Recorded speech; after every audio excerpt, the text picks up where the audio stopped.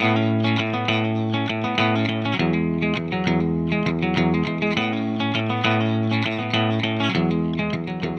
to the Andy Griffith Show, Facts and Trivia. Appreciate you being here. Before we get started, I want to ask you to please subscribe and please share these out. Only takes a second of your time. Click share, boom, it goes on your Facebook. Thank you. We're going to let you know who won the contest here later in this video, so stick around. Today's video is on Frances Bavier and how she was amongst her peers, and a little bit about her background. So let's look into this. Now, Aunt Bee, of course, was one of the main characters of the show. She essentially worked as the cook and housekeeper for Andy. Her performance earned her an Emmy. She and Don Knotts were the only actors from the Andy Griffith Show to win the prestigious television award, which is a shame in itself. But despite how well she acted, Bavier was actually very unhappy on the set of the Andy Griffith Show.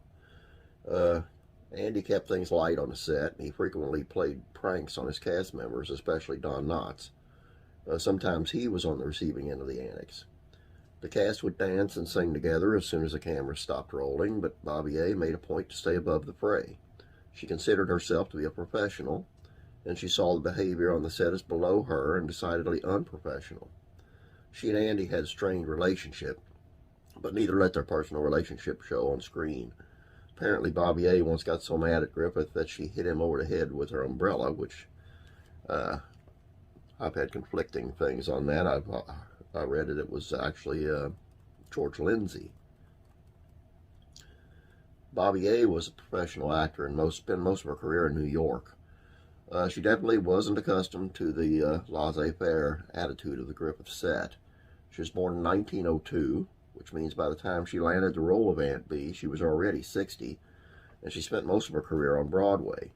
By 51, she had moved on to movies. Her first film was The Day the Earth Stood Still, now a sci-fi classic. She would go on to act in a lot of popular movies and television shows until 60, when she took on the most famous role on the Andy Griffith Show. Playing a character long-term can take a toll on a star, and that's exactly what happened to Bavier. You can't be an actress for 40 years, living in a world of make-believe, and not be affected, she told the Star Gazette in 1966. Sooner or later, your mind begins to click, and in case you are wise, to seek professional help to help stop being Aunt Bee after work. It's terribly difficult because Aunt Bee is so much nicer than the real me. She added, unlike plays in which you play a character only a couple hours each night, you must be a television character 12 hours a day. And even when you go home, people don't recognize you as you, but for the character you play. It can be awfully confusing.